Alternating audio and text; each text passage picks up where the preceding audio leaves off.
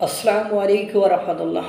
পিনাকি আর ইলিয়াস এই দুই হারামিরে নিয়ে আমি কথা বলতে চাই না। তারপরেও এই দুই হারামি একের পর এক বাংলাদেশের যে অপূরণীয় ক্ষতি করে দিচ্ছে সেটা আপনারা শুনলে অবাক হয়ে যাবেন। এই দুই হারামি বাংলাদেশের স্বাধীনতা এবং সার্বভৌমত্বের রক্ষক সেনাবাহিনীর প্রতি আন্দোলন করার জন্য জোর জবরদস্তি করে বাংলাদেশে যারা রাজনৈতিক দল আছে, ছোটোখাটো রাজনৈতিক দল আছে, তাদের উপরে। আর যখন তারা এই এই সেনাবাহিনীর প্রতি আন্দোলন করতে নারাজ হয় বা তাদের কথা শুনে না, তখন তাদের চরিত্র হনন, চরিত্র নষ্ট করার আপ্রাণ চেষ্টা করে এই দুই হারামি। এদের নিজেদের তো কোনো অস্তিত্ব নেই, এ জীবনে কাল পরের জীবনও বাংলাদেশের মাটিতে এদের তো কবর হবে না, এরা বাংলাদেশে তো কখনো আসতে পারবে না।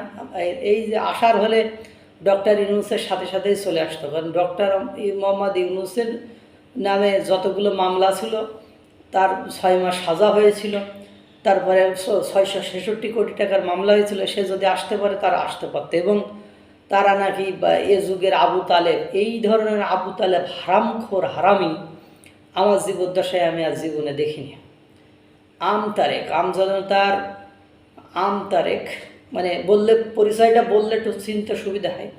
সে বলেছে, সেই একথা বলেছে যে আমাদেরকে পিনাকি আর ইলিয়াসের সাথে মিলে আমরা কাজ করতাম বা তাদের কথা শুনতাম, তাদের আদর্শকে মানতাম, তারা আমাদেরকে দিয়ে অনেক আন্দোলন করিয়েছে, কিন্তু যখন তারা বাংলাদেশের এই সেনাবাহিনীর বিপক্ষে আমাদেরকে আন্দোলন করতে বলেছে আমরা শুনি নাই, ও তারপর থেকে আমার পেছনে উঠে পড়ে লেগেছে, আমাদের দলের বদনাম করছে, আমাদের দল থেকে লোকজন কেটে অন্য জায়গায় চলে যাচ্ছে। এই ইলিয়াস হারামি সে বলছে যে আমাকে নাকি 60 কোটি বা আমাদের দলকে নাকি 60 লাখ টাকা দিয়েছে ওই যে আমাদের নেত্রীকে ছাড়ানোর জন্য। কিন্তু সে প্রমাণ করুক সে কোন চেকের মাধ্যমে দিয়েছে, কোন বিকাশের মাধ্যমে দিয়েছে বা কিসের মাধ্যমে দিয়েছে। এই ধরনের কোনো ঘটনা ঘটেনি। আমাদের নেত্রীকে আমরাই চেষ্টা করে বের করে নিয়ে এসি, আমরাই স্বরাষ্ট্র উপদেষ্টাকে চিঠি দিয়েছিলাম। যখন আমরা তার কথা শুনিনি, ও তারপর থেকে এই কথা বলেছে, আমি আল্লাহর কাছে বিচার দিলাম। তারেক বলতেছে, আমি আল্লাহর কাছে বিচার দিলাম, ও যদি এটা প্রমাণ না করে, আল্লাহ যেন ওর বউ বাচ্চার উপর ক্ষতি ঘটায় বা ওর বউ বাচ্চার ক্ষতি করে। এবং তারেক কতটা ক্ষুব্ধ, রাগান্বিত, বলছে যে সেনাবাহিনী ইচ্ছা করলে ক্ষমতা নিয়ে নিতে পারতো, আর সেই সেনাবাহিনী তো ক্ষমতা নেয়নি। 5ই আগস্টের পর ইচ্ছা করলে তো সেনাবাহিনী ক্ষমতা নিয়ে নিতে পারতো, সেই সেনাবাহিনী ক্ষমতা নেয়নি। তাদের বিরুদ্ধে আন্দোলন করতে বলে যখনই আমরা শুনিনি, তখনই এরা দুজন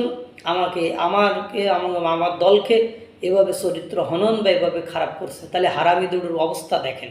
তাহলে এইভাবে করেই তারা একে অপরকে ব্ল্যাকমেল করে, তারেকের চরিত্র ভালো, আজ যাই হোক না কেন, তার অর্থনৈতিক লোভ নেই, সে আয় রোজগার করে খায়, তার কোনো অর্থ কেলেঙ্কারি নেই, এটা আমি বিশ্বাস করি। তাই আওয়ামী লীগ তাকে যত নিপীড়ন নির্যাতন যাই করুক না কেন, এবং সে একদম সাচ্চা সত্য কথা সবার বিরুদ্ধে কথা বলে, সে ডক্টর ইউনূসকেও ছাড় দেয় না।